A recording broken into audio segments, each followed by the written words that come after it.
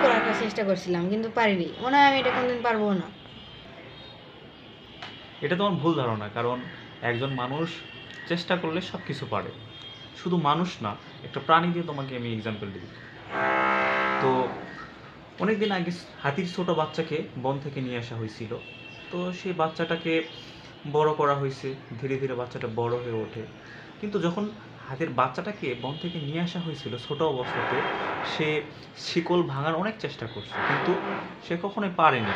কারণ সে তখন ছোট, সে তো আর অত বড় বা অত শক্তিশালী শিকল ভাঙতে পারে না। তো হাতি ধীরে ধীরে বড় হয়। বড় হওয়ার পর একটা সার্কাসে তাকে নিয়ে যাওয়া হয়, এবং সেই সার্কাসে আগুন লাগাই যায়, এবং আগুন লাগার ফলে ওখানে হাতিটা মারা যায়।